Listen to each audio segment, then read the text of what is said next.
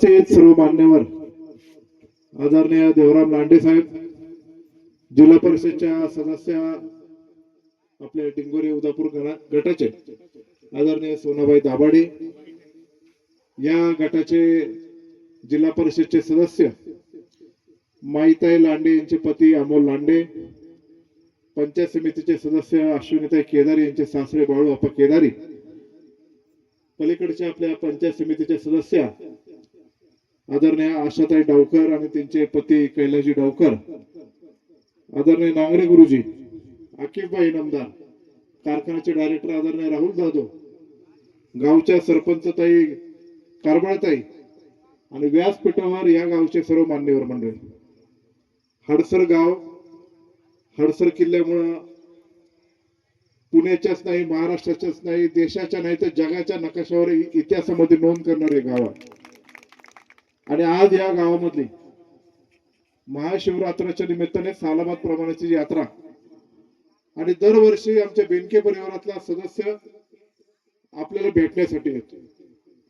त्याचं कारण असं आहे की हे हडसर गाव कायम वल्लभशेठ बेनके साहेब, बेनके परिवार माझ्यावर आणि विशेषतः राष्ट्रवादी काँग्रेस पक्षावर कायम प्रेम करणारे हे गाव. अनेक स्थित्यंतर झाली पण गावातली लोक मात्र काय हळली नाही आणि कायम आमच्या पाठीमागे उभे राहिलेले.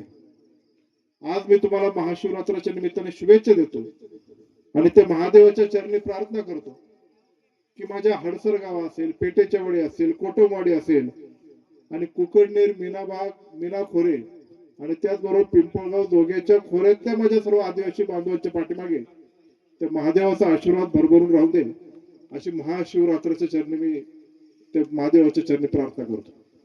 तुम्ही सर्वांनी माझा सन्मान केला त्याच्याबद्दल आभार तर मानतोच. या गावाच्या प्रति विकास कामं करत असतात.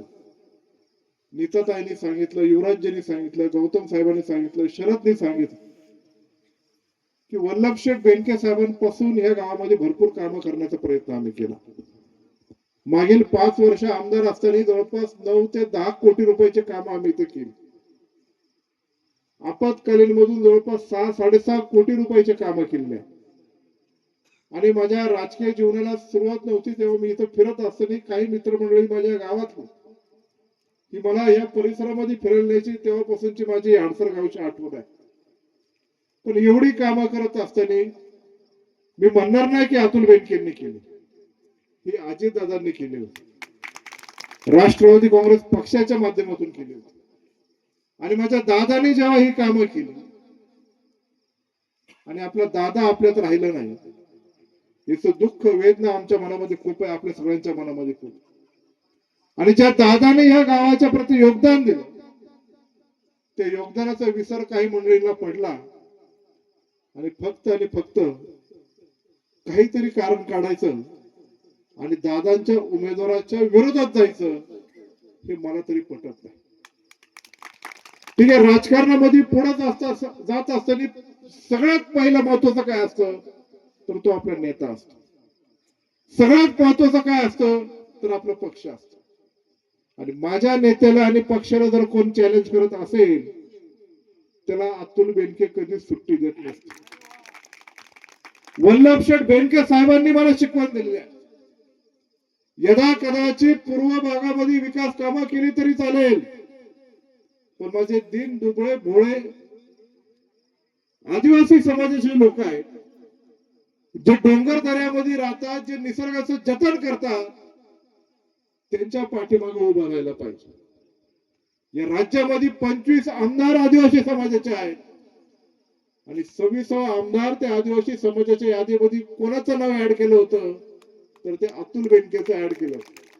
म्हणून या परिसरामध्ये प्रत्येक गावाचं नाव घ्या आणि तिथं कोट्यावधीचे काम आम्ही अजितदादांच्या माध्यमातून केली आणि अजितदादांच्याच उमेदवारांच्या विरोधात जे गेले ते आम्हाला अजिबात मान्य नाही.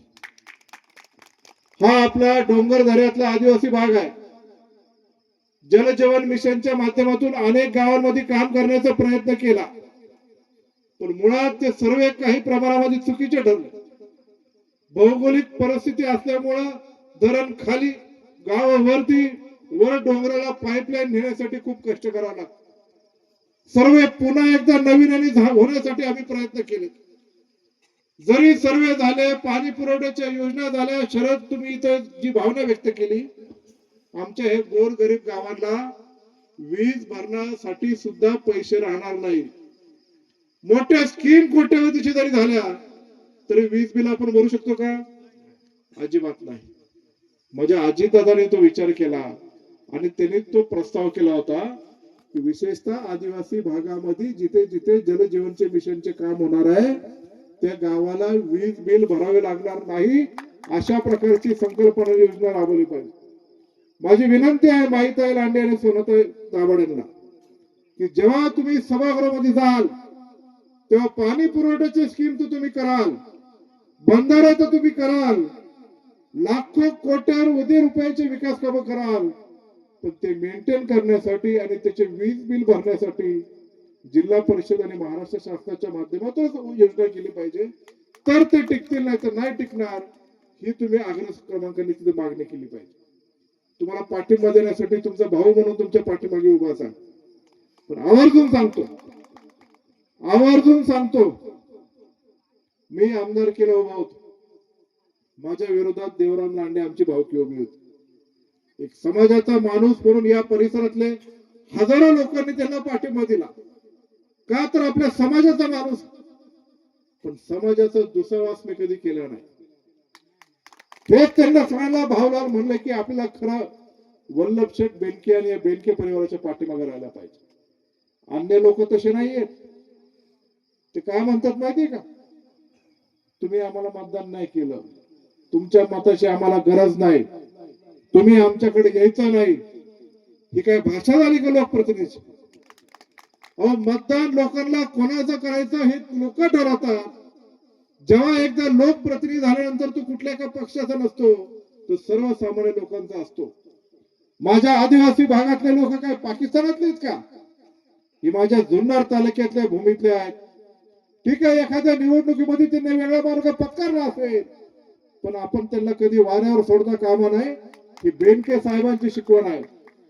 म्हणून काही जरी झालं असलं तरी समाजाची नाळ हा बेनके परिवार कधी सोडणार नाही.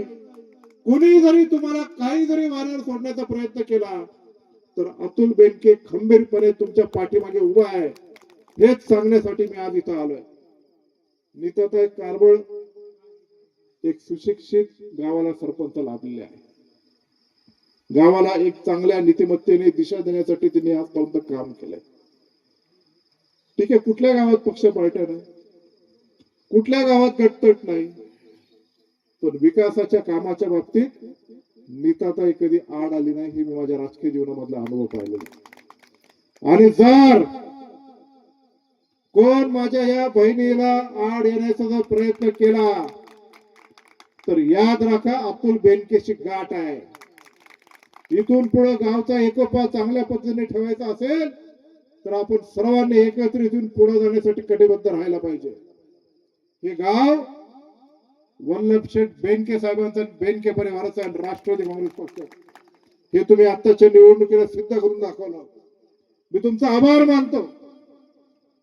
माझ्या इलेक्शनच्या वेळेस जरी काय वेगळा मार्ग पत्करला असेल तर तुम्ही आज जे मतदान अश्विनीताई केदार आणि माई लांडेंना केले, म्हणजेच बेनके परिवाराला केले, ही आमची भावना आहे. म्हणून तुमच्या पाठीमागे आम्ही कायम आहे. या गावाची विकासाची घोडदौड जशी आजपर्यंत चालू होती दादांच्या मार्फत, तशाच पद्धतीची पुढे सुनेत्राताई वहिनी यांच्या मार्गदर्शनाखाली चालू राहील, एवढं या निमित्ताने सांगतो. तुम्हाला सर्वांना महाशिवरात्राच्या मनपूर्वक शुभेच्छा देतो. गावाचा एकोपा टिकला पाहिजे आणि गावाच्या दृष्टिकोनातून आणि या परिसराच्या विकासाच्या दृष्टिकोनातून सर्व आदिवासी समाज जसं आजपर्यंत एकत्र आलं, देवराम शेठच्या मागे उभं राहिलं, तसेच आपण सर्वांनी राष्ट्रवादी काँग्रेस पक्षाच्या पाठीमागे उभं राहायला पाहिजे. अजितदादांनी एक मोठं काम आपल्या परिसरासाठी करून ठेवलंय. जुन्नर तर आपटाळेपर्यंत, चावंड मार्गे घाडगर, आजनावळे, देवळे, खैरे खटकळे, उंडे खडक, राजूर, हडसर, इथलं खालचं राजूर तर थेट माणिकडो मार्गे माणिकडो फाट्यापर्यंत 500 कोटीचा कॉन्क्रीटचा रस्ता अजितदादांनी मंजूर सुद्धा केलेला आहे. येत्या काही दिवसामध्ये तो मंजूर होऊन कामाला सुरुवात सुद्धा होणार आहे. देवराम शेठ आणि मला सगळ्यांना सांगायचंय, काम मंजूर झाल्यानंतर पहिल्या गावापासून शेवटच्या गावापर्यंत प्रत्येक गावात आपण भूमिपूजन करणार आहे. कारण ते काम अजितदादा पवारांचं आहे.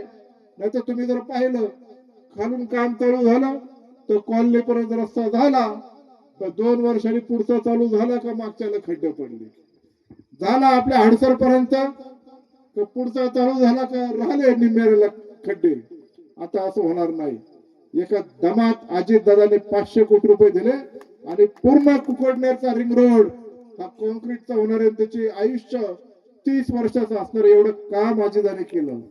माझा दादा हे जगात राहिला नाही, पण या कामाच्या माध्यमातून अजितदादा आपल्या स्मरणात आणि आपल्यामध्ये जिवंत राहणार आहे. एवढं काम आपल्याला करायचं.